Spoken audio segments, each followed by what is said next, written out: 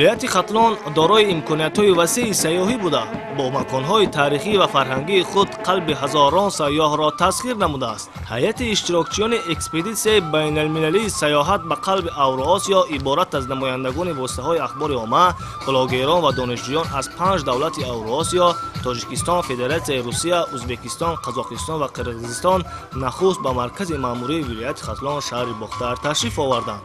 дар даромадгоҳи шаҳр меҳмононро гарму самимӣ истиқбол намуда, барояшон хатсайри сайёҳӣ ташкил карда шуд.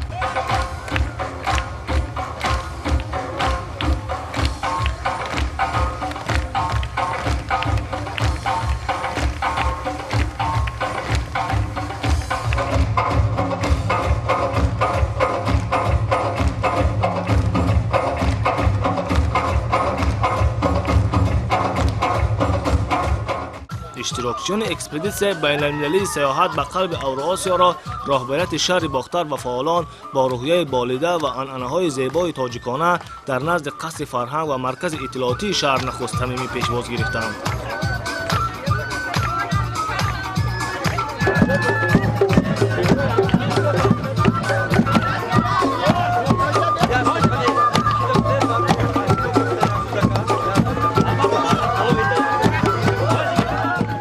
қобили зикр аст ки соҳаи сайёҳӣ ҳамчун самти афзалиятноки иқтисодиёти миллӣ арзёбӣ гардида, роҳбарияти кишвар барои пешрафти он ҳамаҷониба мусоидат намуда истоданд.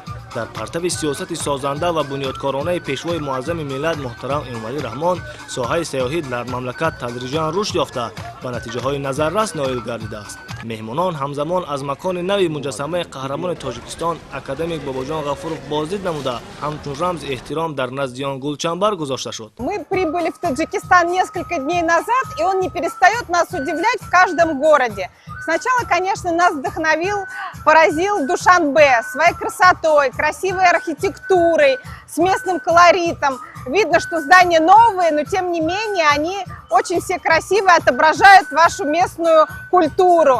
И мы едем уже по многим городам, и в каждом городе нас встречают все горячее и горячее. Казалось, мы уже видели все, но здесь, в этом городе, это просто потрясающе. Такое многообразие людей, костюмов, как нас ярко встретили, с музыкой. Нам казалось, что мы уже ничему не можем удивиться, столько мы увидели в нашей экспедиции. Очень ярко, очень красивом месте, и нам очень приятно здесь находиться. Большое спасибо. Видно, что таджики очень гостеприимный народ, всегда стараются нас вкусно угостить, богатое угощение. Очень радушно интересуются всегда, все ли нам нравится, беспокоятся, хватает ли нам всего. В общем, очень гостеприимные люди. дар воқеъ бунёди инфраструктураи зарурӣ барои ҷалби сайёҳони хориҷӣ ва дохилӣ, рушди сайёҳӣ, истироҳативу табобатӣ, муаррифии бештари кишвар дар арсаи байналмилалӣ, пайдо намудани мавқеъи устувор дар бозори ҷаҳонии сайёҳӣ, таъсиси шароитҳои мутобиқ ба талаботи сайёҳони хориҷӣ, зиёд намудани теъдоди ширкатҳои сайёҳӣ дар кишвар боис гардид ки сайёҳони дохилию хориҷӣ пайваста аз маконҳои фарҳангию таърихии мамлакат дидан намоянд.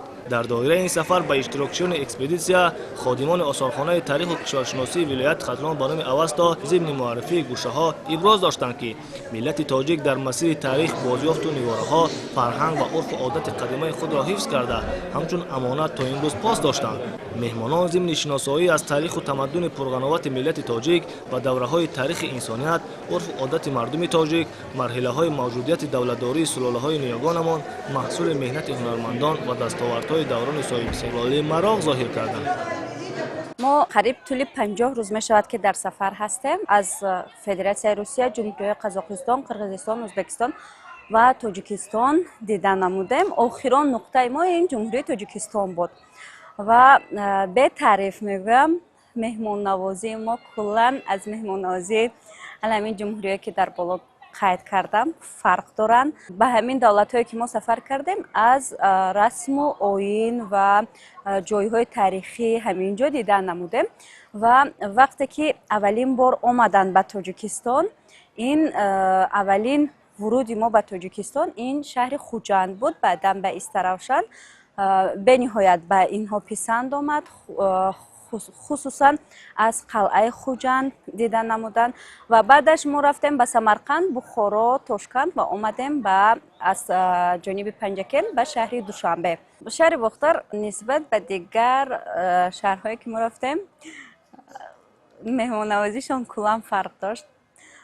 خصوصا این معلوم بود که وقتی از شهر ورود شدیم آغوش گرم مردم و با یک صمیمیت با یک تبسم زیبا منتظر ما بودند که آمدیم و خوب پیشواز ما گرفتند.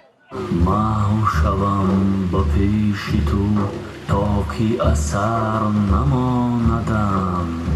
ضمناً هیئت مهمانان را در نزد مجسمه مولانا جلال الدین بلخی با صحنه‌های رنگین و جالب و منظومه‌های شاعر و متفکر گرم و صمیمی استقبال کردند. مورد ذکر است که مجسمه مذکور در این گلگشت زیبا و نظرربای شهر نوسازی شده گواه احترام به بزرگان ملت است.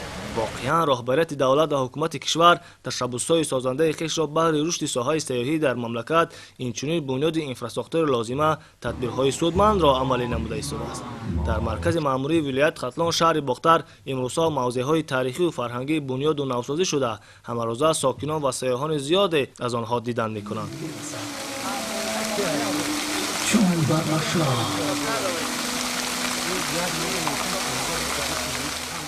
هیئت اکسپدیسیون بین‌المللی سیاحت به قول اوراسیا طی 50 روز باز بیش از 8000 کیلومتر راه را طی نموده از شهرهای بزرگ فدراسیون روسیه، جمهوری‌های قزاقستان، قرقیزستان، ازبکستان و تاجیکستان رسیدند و مهمانان همچنین در نزد تپه تاریخی قرغان شهر گلدسته سرود و ترانه‌های دلپسند برای استراحت و فراغت آنها تقدیم کرده شد.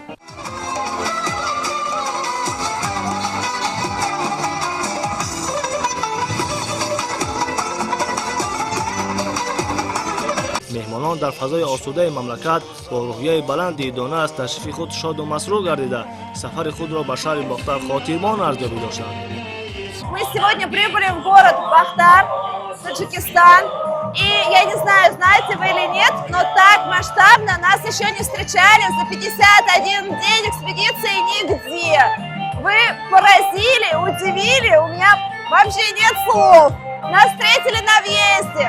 Потом было представление рядом с музеем, где девушки в красивых национальных костюмах исполнили танец. Мы к ним присоединились и танцевали от всей души вместе с ними.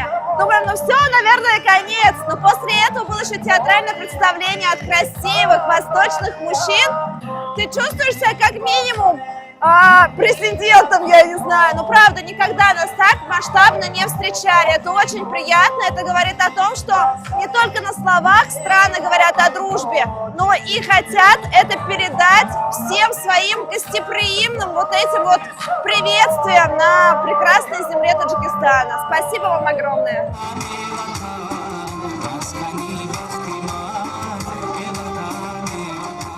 چنین تدبیرها با اشتراک وسیع سیاحان در سراسر مملکت پیوسته راه اندازی گردیده.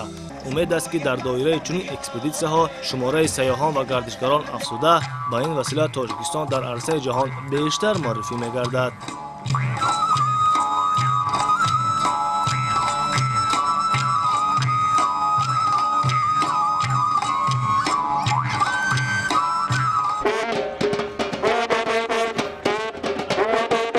در روز دوم تشریف خود به منطقه باختر ولایت ختلان هیئت اکسپدیسیون بین‌المللی سیاحت به قلب اوراسیا به ناحیه‌های جیهون و پنج سفر نمودند. مهمانان را در درآمدگاه ناحیه جیهون رهبریت مقامات اجرایی حکومت دولتی ناحیه، ساکنان و فعالان با راه اندازی کردن نمایش محصولات هنرمندی و کشاورزی گرم و خوشپذیرایی نمودند. اثنای بازدید از نمونه هنرهای مردمی از جمله بافندگی، کشیده‌دوزی، طبق تراشی و کلاهگری مهمانان به کار هنرمندی آنها بهای بلند داده تشکیل نمودن این تدبیر را همچون رمز دوستی و اتفاقی کشورهای اوراسیا ارزیابی داشتند. همزمان در یک گوشه دیگر محصولات کشاورزی ناحیه که در کشور و بیرون از آن شناخته شده است به نمایش گذاشته شد. ابراز گردید که ناحیه جیهون یکی از ناحیه‌های از جهت استحصال محصولات کشاورزی پیش قدم در کشور حسابیده می شود. در دایره این سفر مهمانان همچنین از گذرگاه سرحدی پنج پایان دیدن نمودند. در نزد پل ماشین‌گذر که تاجیکستان را با جمهوری اسلامی افغانستان می‌پیوندد، هیئت اکسپدیسیون عکس‌های خاطروی گرفته امکانیت مذکور را در تاریخ سفر خود نادر ارزیابی داشتند. همزمان آنها از روند استفاده عاقلانه زمین نزد حولگی در منزل استقامتی ساکن دهه استقلال جماعت دیات ناحیه 5 عبدالرحیم طاهرов دیدن کردند. این ساکن محلی مساحت 20 ساتیق زمین در اختیار داشتهاش را عاقلانه استفاده نموده در 15 ساتیق آن گرمخانه های دائم عمل کننده بنیاد نموده در آن لیمو و افلسون را پرورش میکند که حالا نشونمای خوب دارد. مهمانان همزمان از نمایش محصولات این خانواده بازدید نموده تجربه کار دهقانی را در این دهه قناعت بخش ارزیابی داشتند. مورد ذکر است که این آخرین روز سفر کاری هیئت اکسپدیسیون بین المللی سیاحت به قلب اوراسیا در تاجیکستان بود. مهمانان سفر خود را به منطقه باختر ولایت ختلان خاطرمان ارزیابی نموده اصرار داشتند که موضع‌های زیبا و عنعنه‌های خاص تاجیکانه را در کشور خود معرفی خواهند کرد. راه اندازی نمودن چنین تدبیرها در رشد ساحه سیاحی و به این وسیله جلب سیاحان به کشور زمینه فراهم آورده، همچنین در تحکیم دوستی میان دیگر دولت‌ها مساعدت می‌کند.